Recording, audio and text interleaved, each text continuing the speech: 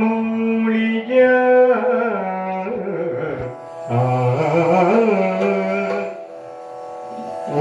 ವರಮಣಿಗಳೆಂದೆಸೆವ ಮೌಳಿಯ ಸರಸಿ ಜಾರಿಯ ಕಿರಣ ದೂರಿಯ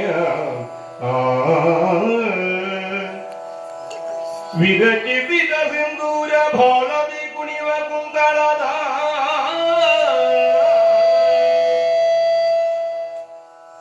ಕರಿನಿಭಾ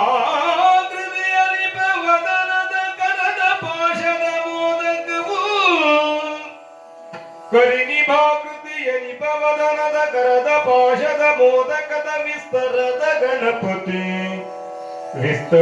ಗಣಪತಿ ಮಾಡಮಗಿ ನಿರ್ವಿಘ್ನದಾಯಕವಾ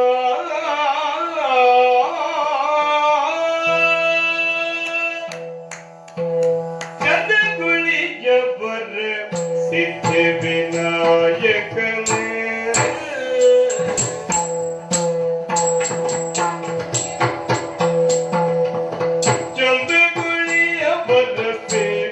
ವಿನಾಯಕನೇ ಶರಣೆಂಬೆನು ನೀ ಸುರವೃಂದ ಸಹಿತ ಮೊದ ವಂದನೆಗೊಂಬವನೇ ಸುರವೃಂದ ಸಹಿತ ಶರಣೆಂಬೆನು ನೀ ಸುರವೃಂದ ಸಹಿತ ಮೊದ ವಂದನೆಗೊಂಬವನೇ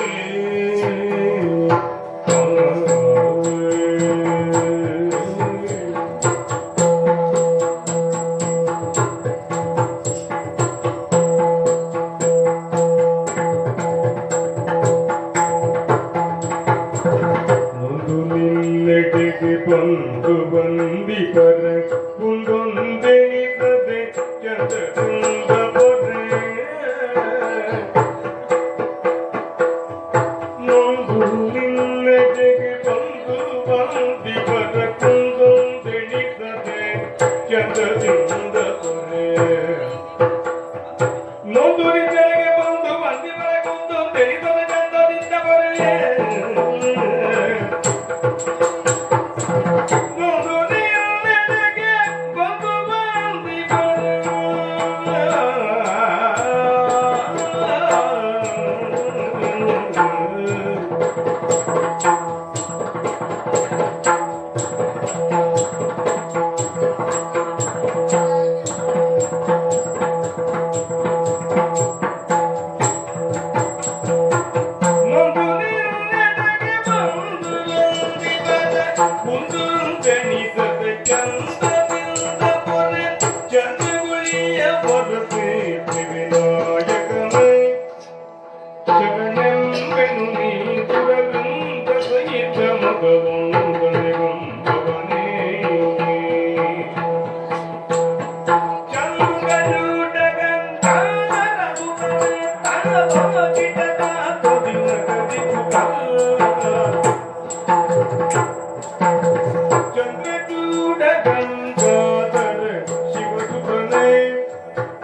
ಗಜವದನ ಗಣೇಶ ಸುಂದರಾಂಗ ಸಮೂಹಕರವದನೆ ಗಜವದನ ಗಣೇಶ ಸುಂದರಾಂಗ ಸಮೂಹಕರವದನೆ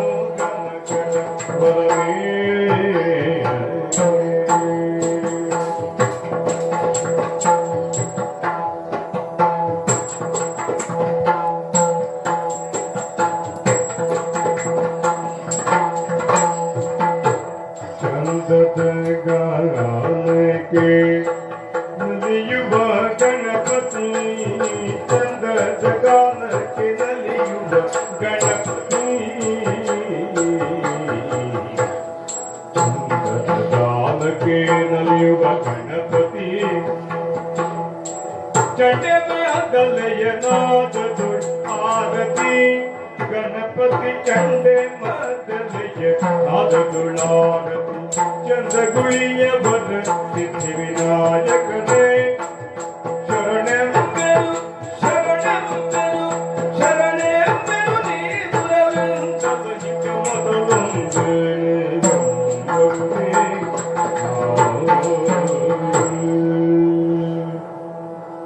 ಎಲ್ಲರಿಗೂ ನಮಸ್ಕಾರ.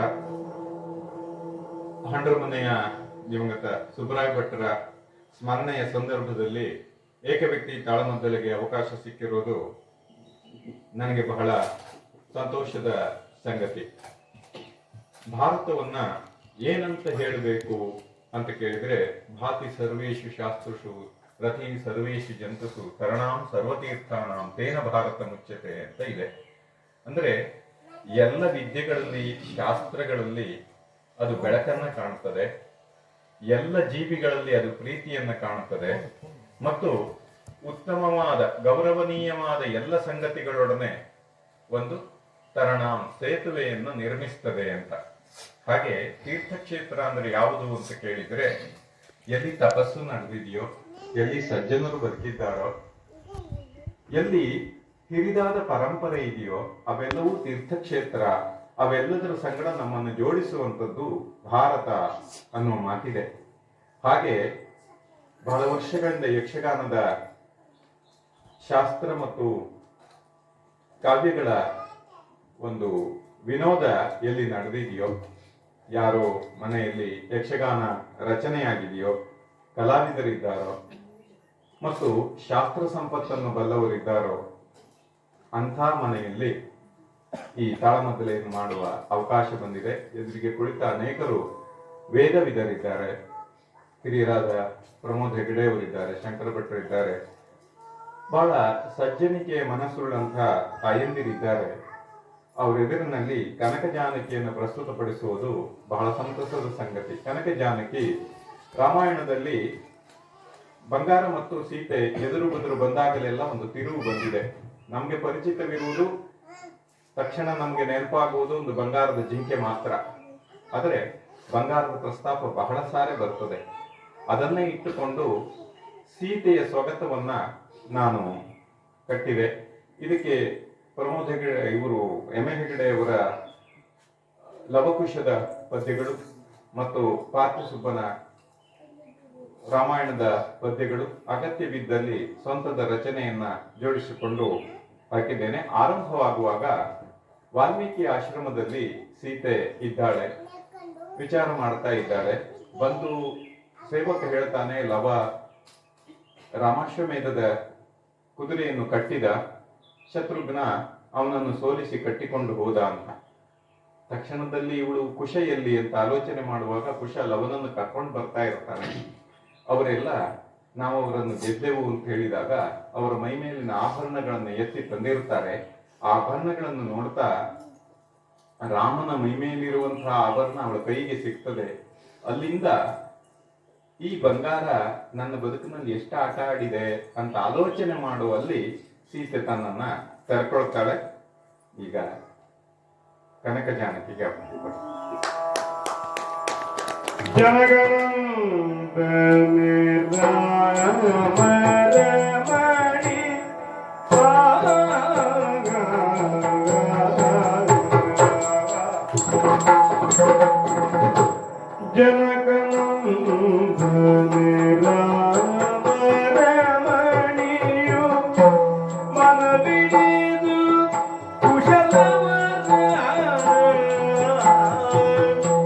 ಮನವಿಡಿದು ಲವಕುಶ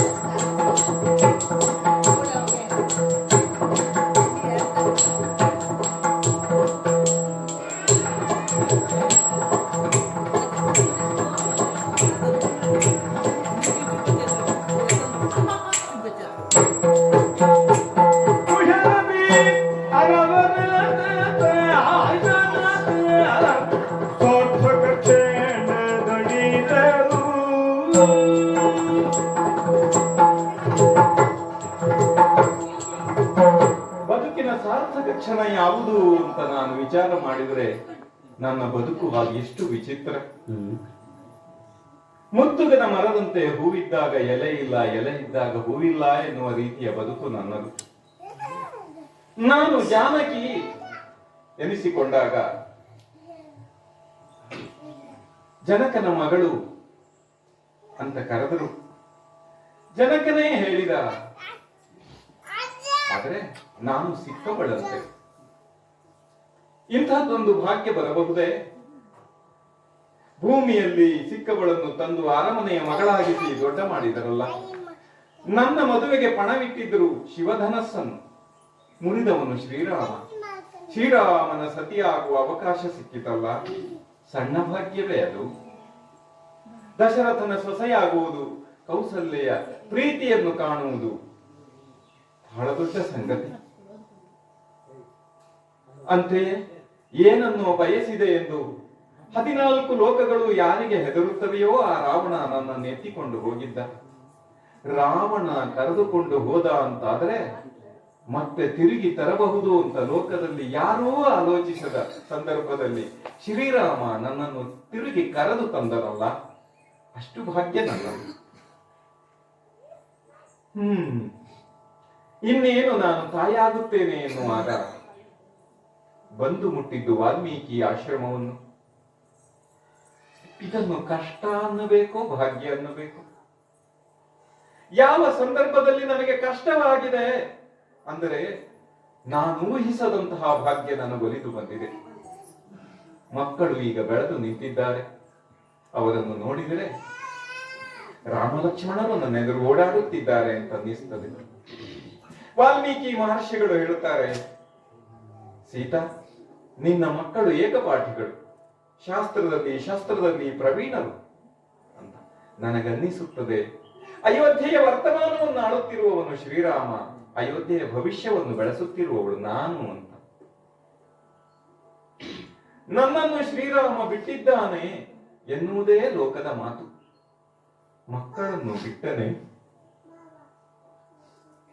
ಅವನು ಬಿಟ್ಟ ಅಂತಾದರೆ ನನ್ನ ಮಕ್ಕಳಿಗೆ ಭವಿಷ್ಯ ಏನು?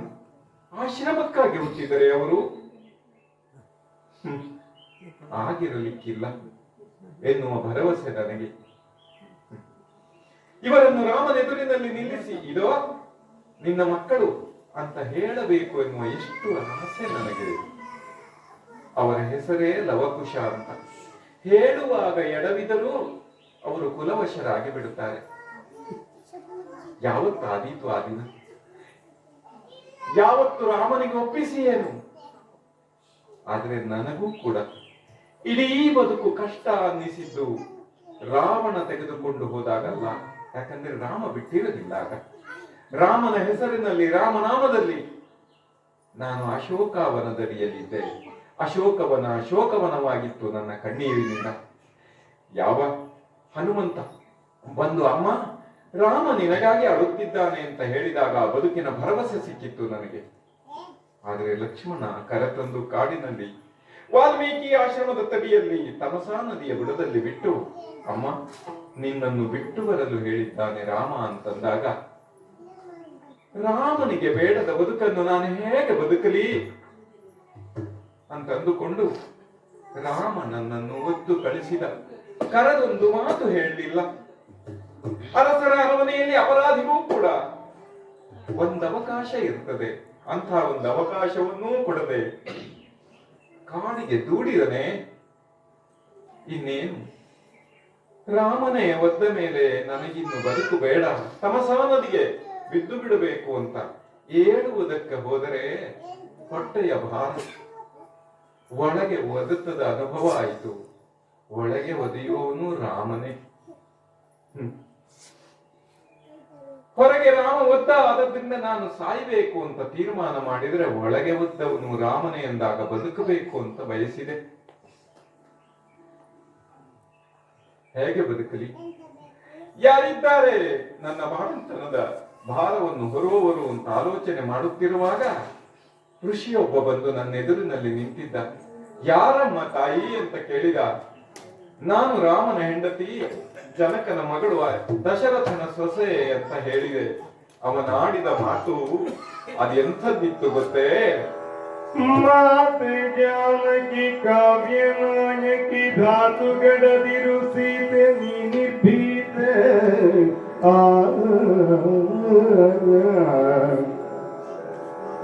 ಮಾತೆ ಜಾನಕಿ ಕಾವ್ಯ ನಾಯಕಿ ಧಾತುಗಡದಿರು ನೀತೆ ನೀ ನಿರ್ಭೀತಿಯಲ್ಲಿ ಆಶ್ರಮಕ್ಕೆ ಬಾ ಸೀತೆ ಸುಚರಿತ್ರೆ ನಿರ್ಭೀತಿಯಲ್ಲಿ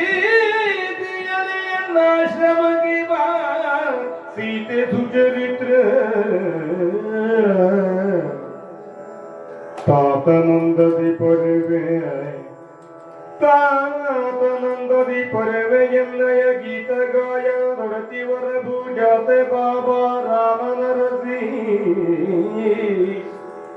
ತಾತನಂದದಿ ಪೊರೆವೆ ತಾತನಂದದಿ ಪೊರೆವೆ ಎನ್ನಯ ಗೀತ ಗಾಯನ ದೊಡತಿ ವರದು ಜಾತೆ ಬಾ ವರಭೂಜಾತೆ ಬಾಬಾ ವರಭೂಜಾತೆ ಬಾಬಾ ರಾಮನ ಜೊತೆಯು ಅನಾಥನಿನಲ್ಲ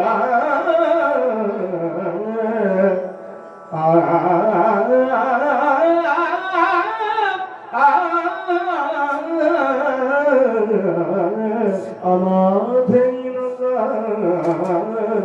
ಅನಾಥನಿನಲ್ಲ ಬೇಡವೆಂದ ಮೇಲೆ ನಾನು ಅನಾಥೆ ಅಂತಂದುಕೊಂಡ್ರೆ, ಅಮ್ಮ ಜಾನಕಿಯೋ ನೀನು ನನ್ನ ಕಾವ್ಯದ ನಾಯಕಿ ಅಂತ ಕರೆದರು. ಇದೇನು ಆಶ್ಚರ್ಯ! ಇನ್ನು ಮುಂದೆ ಬದುಕಿಲ್ಲ ಅಂತ ಹೇಳಿದರೆ ನಿನ್ನ ಬದುಕು ಮಹಾಕಾವ್ಯ ಅಂತ ಹೇಳಿದ ಮಹರ್ಷಿಗಳು ನನ್ನ ಎದುರು ನಿಂತಿದ್ದರು. ಏನು ಹೇಳಲಿ? ಇನ್ನು ಮುಂದೆ ನನಗೆ ಯಾರು ಗತಿ ಎಂದರೆ ತಾತನಂದದಿ ಪರವೇ ಬಾ ನೀನ್ ಅನಾಥೆಯಲ್ಲ ರಾಮನರಸಿ ಅಂತ ಕರೆದರು. ಹಾಗೂ ಈಗ ಬಂದರೆ ಆಶ್ರಮಕ್ಕೆ ಕರೆತಂದು ನನ್ನೆದುರು ರಾಮಾಯಣವನ್ನು ಓದಿ ಹೇಳಿದರು. ನನ್ನ ಮಕ್ಕಳು ಹೊಟ್ಟೆಯಲ್ಲಿರುವಾಗಲೇ ರಾಮಾಯಣವನ್ನು ಕೇಳಿದರು. ಈಗ ಆ ರಾಮಾಯಣವನ್ನು ರಾಗಬದ್ಧವಾಗಿ ವೀಣೆಯೊಂದಿಗೆ ಹಾಡುತ್ತಾರೆ ನನ್ನ ಮಕ್ಕಳು. ಇದನ್ನೇನು ಹೇಳಲಿ? ನನ್ನ ಸಂಗಡ ಮಕ್ಕಳಿದ್ದಾರೆ, ರಾಮಾಯಣ ಇದೆ. ಪ್ರತಿದಿನವೂ ನಾನು ರಾಮನ ಕುರಿತಾಗಿ ಇಡೀ ನಮ್ಮೆಲ್ಲ ಇತಿಹಾಸದ ಕುರಿತಾಗಿ ಕೇಳುತ್ತಿರುತ್ತೇನೆ. ಈ ಭಾಗ್ಯವನ್ನು ಏನು ಹೇಳಲಿ? ರಾಮಾಯಣದಲ್ಲಿ ಇನ್ನಾರಿಗೂ ದಕ್ಕದ ಭಾಗ್ಯ ಇದು. ರಾಮಾಯಣದಲ್ಲಿದ್ದು ರಾಮಾಯಣವನ್ನು ಕೇಳುವ ಅವಕಾಶ ನನಗೆ ಮಾತ್ರ ದಕ್ತಾ ಇದೆ. ರಾಮನ ಕಥೆ ಅಂತ ಪ್ರಾರಂಭಿಸಿದ ಋಷಿಗಳು ಸೀತಾಯ ಕಥಾ ಅನ್ನುತ್ತಾರೆ. ಮಹಾಕಾವ್ಯದ ಮಹಾ ನಾಯಕಿಯಾಗುವ ಅವಕಾಶವನ್ನು ಕಲ್ಪಿಸಿದ ಭಾಗ್ಯ ರಾಮನಿಂದ ನನ್ನನ್ನು ದೂರ ಮಾಡಿತು. ತಾಯಿಯಾದರೆ ಹೆಂಡತಿ ಅಲ್ಲ, ಹೆಂಡತಿ ಇದ್ದಾಗ ತಾಯಿ ಆಗಲಿಲ್ಲ. ಹೀಗೆ ಇರಬೇಕು ನನ್ನ ಭಾಗ್ಯ. ಅರಮನೆಯಲ್ಲಿಯೇ ಇದ್ದಿದ್ದರೆ ರಾಮನೊಡನೆ ಎಷ್ಟು ಕಾಲ ಅವಕಾಶ ಆಗುತ್ತಿತ್ತು? ವನವಾಸ ಬಂದಿದ್ದರಿಂದ ದಿನದ 60 ಗಳಿಗೆಯೂ ರಾಮನೊಡನೆ ಕಳೆಯುವ ಅವಕಾಶ ಬಂತು. ಹಾಗೆ ಒಂದೊಂದು ಅವಕಾಶ ಬಂದರೆ ಇಡಿಯಾಗಿ ಅದನ್ನೇ ಈಗ ಮಕ್ಕಳನ್ನು ಬೆಳೆಸುವುದೇ ನನಗೆ ಕೆಲಸ, ಇನ್ನೇನು ಅಲ್ಲ.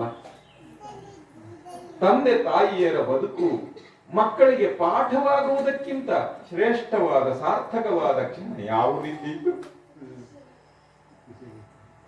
ಹಾಗೆಯೇ ಆಶ್ರಮದಲ್ಲಿ ನಮ್ಮ ರಾಮಾಯಣ ಪಾಠವಾಗುವಾಗ ಮಕ್ಕಳದನ್ನು ಹಾಡುವಾಗ ರಾಮನಿರಬೇಕಿತ್ತು, ರಾಮನಿರಬೇಕಿತ್ತಿರ್ಲಿ ಅಂತ ಎಷ್ಟು ಸಾರಿ ಅನ್ನಿಸುವುದುಂಟು. ಏನು ಮಾಡಲು? ಯಾವತ್ತೂ ಒಂದು ದಿನ ರಾಮನೆದುರು ನನ್ನ ಮಕ್ಕಳನ್ನು ನಿಲ್ಲಿಸುತ್ತೇನೆ ಎಂಬ ಭರವಸೆ ನನಗೆ. ಈಗಲೂ ವಾಲ್ಮೀಕಿ ಮಹರ್ಷಿಗಳು ಪಾತಾಳಕ್ಕೆ ಹೋಗಿದ್ದಾರೆ ಯಜ್ಞಕ್ಕಾಗಿ. ಸೀತಾ, ನಿನ್ನ ಮಕ್ಕಳ ರಕ್ಷಣೆಯಲ್ಲಿ ಆಶ್ರಮ ಸುರಕ್ಷಿತ, ಬಾಲಕರಲ್ಲ ಅವರು, ಬಂದಿದರು ಅಂತ ಹೇಳಿದರು.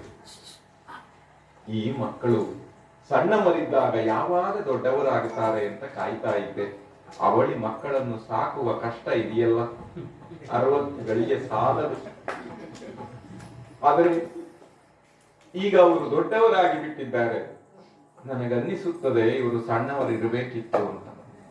ಯಾಕಂದ್ರೆ ನನ್ನ ಸುತ್ತ ಸುತ್ತುತ್ತ ಅಮ್ಮ ಅಮ್ಮ ಅಂತ ಹೇಳ್ತಾ ಇದ್ರು. ಈಗ ಮುಂಜಾನೆ ಮನೆ ಬಿಟ್ಟರೆ ಸಂಜೆಯೇ ಅಮ್ಮನ ಮುಖ ನೋಡುತ್ತಾರೆ. ಬರುವಾಗಲೇ ಅವರಿಗೆ ತೃಷೆ, ಹಸಿವು, ಅದನ್ನು ನಾನು ನೋಡಬೇಕು. ಅವರ ಸಾಹಸವನ್ನು ಕೇಳಬೇಕು. ಗುರಿ ಇಟ್ಟ ಗುರಿ ಹೇಗುಂಟು, ಕಲಿತ ಶಾಸ್ತ್ರ ಹೇಗುಂಟು, ಹೀಗೆ ಹೀಗೆ ಅಪ್ಪ ಅಂತ. ನನಗೆ ಮಾತಾಡುವುದಕ್ಕೆ ಅವಕಾಶವೇ ಇಲ್ಲ ಅನ್ನುವಷ್ಟು ಮಾತಾಡ್ತಾರೆ ಅವರು. ಇಬ್ಬರೂ ಮಾತಾಡುವುದನ್ನು ನಾನು ಕೇಳಬೇಕು. ಈ ಸಂತಸವನ್ನು ರಾಮನೊಡನೆ ಹಂಚಿಕೊಳ್ಳಬೇಕು ಅಂತ ಎಷ್ಟು ಬಾರಿ ಅಂದುಕೊಳ್ಳುತ್ತೇನೆ. ಹೌದಲ್ಲ? ಇಂದು ಕೂಡ ಮುಂಜಾನೆಯೇ ಮನೆ ಬಿಟ್ಟವರು ಎಲ್ಲಿ ಹೋಗಿದ್ದಾರೆ ಆಶ್ರಮವನ್ನು? ಸಮಿಧೆಯನ್ನು ತರುತ್ತೇವೆ ಅಂತ ಹೋದರೆ ಯಾವುದೋ ಮರದ ಮೂಲೆಯಲ್ಲಿ ಕುಳಿತಂತಹ ಹಕ್ಕಿಗೆ ಗುರಿ ಇಟ್ಟು ಹೊಡೆಯುತ್ತಾರೆ. ಇನ್ನಾವುದೋ ಮೃಗವನ್ನು ಬೆನ್ನಟ್ಟುತ್ತಾರೆ. ಇಲ್ಲ ಹೊಸ ಆಟವೊಂದನ್ನು ಕಲಿತು ಮೈಮರೆಯುತ್ತಾರೆ. ಇವರಿಗಾಗಿ ಕಾಯಬೇಕಲ್ಲ. ನನಗೆ ಬೇರೇನು ಚಿಂತೆ ಇಲ್ಲ. ನಾನು ತಾಯಿ ಎಂದರೆ ಸಂಪೂರ್ಣವಾಗಿ ತಾಯಿ, ಮತ್ತಾರನ್ನೂ ನದರಿಸಬೇಕಿಲ್ಲ. ಇಬ್ಬರು ಮಕ್ಕಳನ್ನು ನೋಡಬೇಕು ಅಲ್ಲವೇ? ಬಂದನೆ. ಅವರ ಸಂಗಡ ಹೋದಂತಹ ಹುಡುಗನೊಬ್ಬ ಓಡಿ ಬಂದಿದ್ದಾನೆ.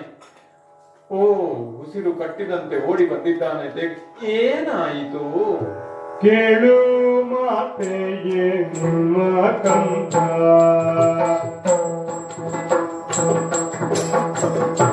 ಕೇಳು ಮಾತೆಯೇ ನಿಮ್ಮ ಕಂದ, ಬಂದಿಸಿ ಹಯವ ಬಾಳೆಯ ಮರಕ್ಕೆ ಕಟ್ಟಿ ಉಂಟ, ಬಂದಿಸಿ ಹಯವ ಬಾಳೆಯ ಮರಕ್ಕೆ ಕಟ್ಟಿ ಮೂಲ ಬರಹ ಬಂಗಾರವನು ಮೂಲ ಬರಹ ಬಂಗಾರವನು ಬಾಲನು ಯುದ್ಧಕ್ಕೆ ಸಿದ್ಧತೆ ಮಾಡಿದ. ಗೋಡ ಹೊಯ್ದು ಸಾಕೇತದ ಸೈನ್ಯವ ಪಾಳೆಯದ ಸರಜಳಾಗಿಗ, ಗೋಡ ಹೊಯ್ದು ಸಾಕೇತದ ಸೈನ್ಯವ ಪಾಳೆಯದ ಸರಜಳಾಗಿಯೇ ಕೇಳು ಮಾತೆಯೇ ನಿಮ್ಮ ಕಂದ.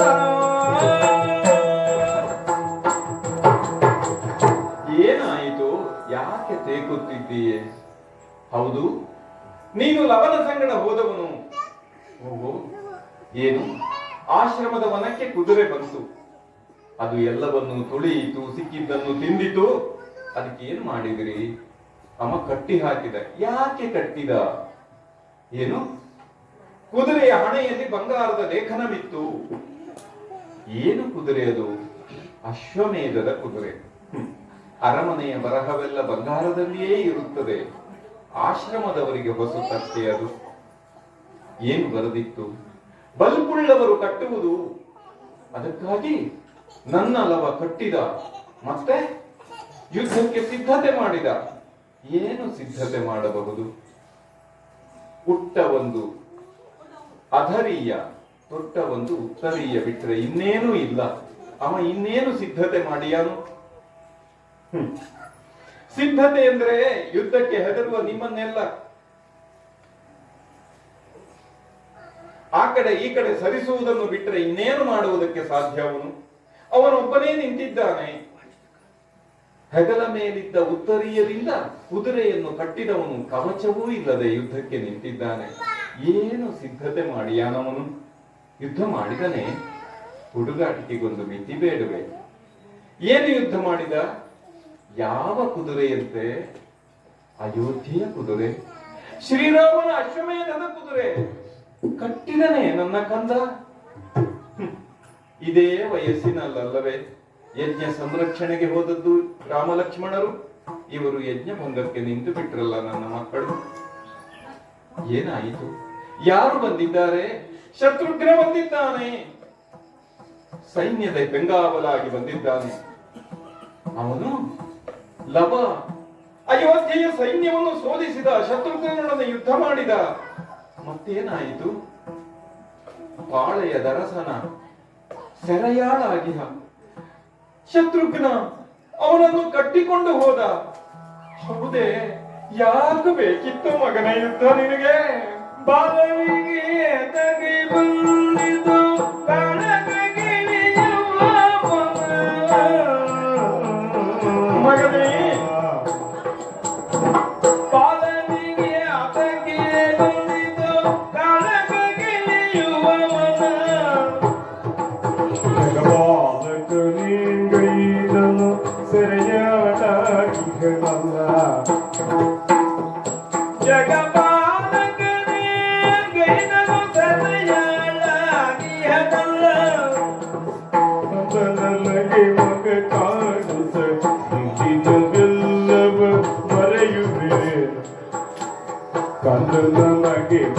ಕಾಣುತ್ತ ಕಿದಿನವೆಲ್ಲವ ಮರೆಯುವೆ ಎಂದೆನಿಸುತ್ತ ಬಾಳಿನಲ್ಲಿ ಇದರ ನಾಯಯ್ಯೋ ಮಗನೇ ನಿನಗೆ ಯಾಕೆ ಬೇಕಿತ್ತು ಯುದ್ಧದ ಮಾತು ಸಾಮ್ರಾಟರ ಕುದುರೆಯನ್ನು ಕಟ್ಟಿ ಅದನ್ನು ಎದುರಿಸುತ್ತೇನೆ ಎನ್ನುವ ಛಲವೇ ನಿಮಗೆ ನಾವು ಕಲಿಸಿದ್ದೇ ಯುದ್ಧವಿದ್ದೇನು ಕಲಿತದ್ದನ್ನು ಬಳಸಬೇಡಿ ಅಂತ ಮಕ್ಕಳಿಗೆ ಹೇಳುವುದು ಹೇಗೆ ಆದರೂ ಇದು ನಿನಗೆ ಬೇಡವಾಗಿತ್ತು ಮಗನೇ ನಿಮ್ಮೀರ್ವರನ್ನು ರಾಮನೆದುರು ನಿಲ್ಲಿಸಿ ಇದು ನನ್ನೆತ್ತರಕ್ಕೆ ಬೆಳೆದು ನಿಂತಿದ್ದಾರೆ ಅಂತ ಹೇಳುವ ಉತ್ಸಾಹದಲ್ಲಿದ್ದೆ ಆದರೆ ಅಪರಾಧಿಯಾಗಿ ರಾಮನೆದುರು ನಿನ್ನನ್ನು ನಿಲ್ಲಿಸುತ್ತಾರಲ್ಲ ನನ್ನ ಮಕ್ಕಳು ಉದ್ಧಟತನ ಮಾಡಿದರು ಅವಿವೇಕಿಗಳಾದರು ಅಂತ ಅನ್ನಿಸಿದರೆ ರಾಮ ಕ್ಷಮಿಸಿಯಾನೆ ಅಯೋಧ್ಯೆಯಲ್ಲಿ ಅಪರಾಧಿಗಳಿಗೆ ಕ್ಷಮೆ ಇದೆ ಸಾಮಾನ್ಯರಿಗೆ ಅರಮನೆಯವರ ಅಪರಾಧಕ್ಕೆ ಕ್ಷಮೆ ಇಲ್ಲ ಹೇಗೆ ಮಾಡುತ್ತಾನೆ ಲಕ್ಷ್ಮಣ ಶತ್ರುಘ್ನ ನಿನ್ನನ್ನು ಕಟ್ಟಿಕೊಂಡು ಹೋದನೋ ಎತ್ತಿಕೊಂಡು ಹೋದನೋ ಯಾರು ನೋಡಿದರೆ ಗುರುತಿಸಬಹುದಾದಂತಹ ರೂಪವು ರಾಮನೇ ಮೈ ಮಡೆದು ನಿಂತಂತಿರುವ ನಿನ್ನನ್ನು ಕಂಡಾಗ ರಾಮ ಮಗನೇ ತಪ್ಪಿಕೊಳ್ಳುವ ಭಾಗ್ಯ ನಿನಗೆ ಬದುಕಲಿಲ್ವಲ್ಲ ದಕ್ಕಲಿಲ್ವಲ್ಲ ಅಪರಾಧಿಯಾಗಿ ನಿಲ್ತೀಯಲ್ಲ ನೀನು ಯಾಕೆ ಮಗನೇ ನಿನಗಿಂತ ಬುದ್ಧಿ ಬಂತು ಆ ಕುದುರೆ ಅರಸರನ್ನು ಹುಡುಕಿಕೊಂಡು ಹೋಗದೆ ಅಯೋಧ್ಯೆಯ ಅರಸು ಮಕ್ಕಳನ್ನು ಹುಡುಕಿಕೊಂಡು ಯಾರು ಬರಬೇಕಿತ್ತು ಆಶ್ರಮಕ್ಕೆ ಈ ನನ್ನ ಕಷ್ಟವನ್ನು ಯಾರಿಗೆ ಹೇಳಲೇ ಬೆಳುವೆನಾರಿಗೆ ಬಂದಿಯ ಗೋಳನು ಮುನಿ ಪಾಲಕ ಪದಾಳಕ್ಕೆ ಹೋಗಿಯ ಬೆಳುವೆನಾರಿಗೆ ಬಂದಿಯ ಗೋಳನು ಮುನಿ ಪಾಲಕ ಪಾದಾಳಕ್ಕೆ ಹೋಗಿಯ ವನದಲ್ಲಿ ಕೇಳುವರ್ಯಾರೆಂದು ಬಾಲನಿಗಾದಗೆ ನಂದಿತು ಕಾಳಗಗಿಲಿಯುವ ಸುದ್ದಿಯನ್ನು ಕೇಳಿ ನಾನು ಹತ್ತರೆ ನನ್ನನ್ನು ಸಮಾಧಾನಿಸುವುದಕ್ಕೆ ಈ ಆಶ್ರಮದಲ್ಲಿರುವ ಹೆಣ್ಣು ಮಕ್ಕಳಿಗೆ ತಿಳಿಯುವುದಿಲ್ಲ ಅವರೆಲ್ಲ ಆಲೋಚನೆ ಮಾಡುವುದು ಬಹಳ ದೊಡ್ಡವರ ಮನೆಯ ಕುದುರೆಯನ್ನು ಕಟ್ಟಿದ್ದಾರೆ ಮಕ್ಕಳು ಹುಡುಗಾಟಿಕೆ ಮಾಡಿದ್ದಾರೆ ಬಿಟ್ಟು ಬಿಡಿ ಅಂತ ಹೇಳಿದ್ರೆ ಅದನ್ನು ಬಿಟ್ಟು ಬಿಡ್ತಾರಲ್ಲ ಇವಳಿಗೆ ಯಾಕಿಷ್ಟು ಚಿಂತೆ ಅಂತ ಹೋಗಿ ಕೇಳುವುದಕ್ಕುಂಟೆ ನಾನು ಅಯೋಧ್ಯೆಯವಳು ಅಂತ ಇವರಿಗೆ ಗೊತ್ತಿಲ್ಲ ಅಷ್ಟೇ ಅಲ್ಲ ಈ ಮಕ್ಕಳಿಗೆ ನನ್ನ ಅಪ್ಪನ ಕುದುರೆಯನ್ನು ಕಟ್ಟಿದ್ದೇನೆ ಎನ್ನುವುದು ಮಕ್ಕಳಿಗೆ ಗೊತ್ತಿಲ್ಲ ಈ ಗುಟ್ಟನ್ನು ಎಷ್ಟು ದಿನ ಸಾಕಲಿ ನಾನು ಋಷಿಗಳಿದ್ದರೆ ಅರ್ಥವಾಗುತ್ತಿತ್ತು ಹೇಳಬೇಕಿರಲಿಲ್ಲ ರಾಮಾಯಣದ ಎಲ್ಲ ಪಾತ್ರಗಳ ಅಂತರಂಗಗಳು ಕೂಡ ಬ್ರಹ್ಮನ ವರದಿಂದ ವಾಲ್ಮೀಕಿ ಋಷಿಗಳಿಗೆ ದೃಶ್ಯಮಾನವಾಗಿವೆ ಆದುದರಿಂದ ನಾನು ಹೇಳಬೇಕಿರಲಿಲ್ಲ ಹಾಗೆಯೇ ತಿಳಿಯುತ್ತಿತ್ತು ಪಾತಾಳದಲ್ಲಿರುವ ಅವರಿಗೆ ಇದನ್ನು ಆಲೋಚನೆ ಮಾಡುವುದಕ್ಕುಂಟೆ ನನ್ನ ಮನಸ್ಸೇನಾದೀತು ಅಂತ ಆಲೋಚಿಸಿದರೆ ಅವರು ಇಲ್ಲ ಹೇಳುವುದಕ್ಕೆ ಯಾರೂ ಇಲ್ಲ ನನ್ನನ್ನು ಅರ್ಥ ಮಾಡಿಕೊಳ್ಳುವುದಕ್ಕೆ ಯಾರಿದ್ದಾರೆ ಈಗ ಲವನನ್ನು ಹಿಡಿದುಕೊಂಡು ಹೋಗಿದ್ದ ಕುಶನಿರಬೇಕಲ್ಲ ಕುಶನೇ ಎಲ್ಲಿದ್ದಾನೆ ಅವನು ಬಂದನಾಗೆ ಕುಶನಂತದಿಲ್ಲ ಹೊಂದಂತನವೇ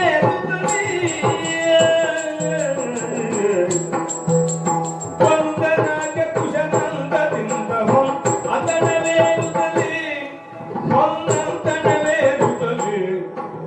ತಂದೆ ನೋಡು ಬರಬರದ ಸುವಸ್ತುಗ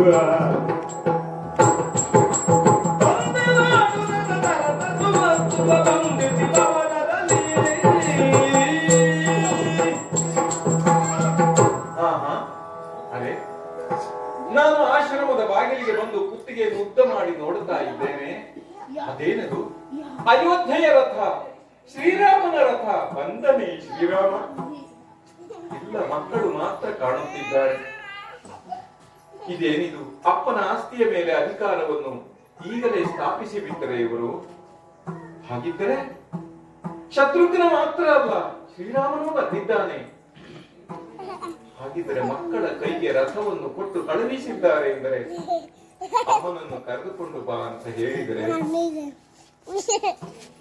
ಎಷ್ಟು ಚೆನ್ನಾಗಿದೆ ಆಲೋಚನೆ ಆದರೆ ಬಂದವ ಮಕ್ಕಳು ಹೇಳುತ್ತಿದ್ದಾರೆ ನಾವು ನಾವು ಗೆದ್ದೆವು ಎಂದು. ಯಾರನ್ನು ಗೆದ್ದರಿವರು? ಭರತನನ್ನು ಗೆದ್ದೆವು, ಲಕ್ಷ್ಮಣನನ್ನು ಗೆದ್ದೆವು, ಶತ್ರುಘ್ನನನ್ನು ಗೆದ್ದೆವು, ಶ್ರೀರಾಮನನ್ನೂ ಗೆದ್ದೆವು ಅಂತ ಹೇಳ್ತಾ ಇದ್ದಾರೆ.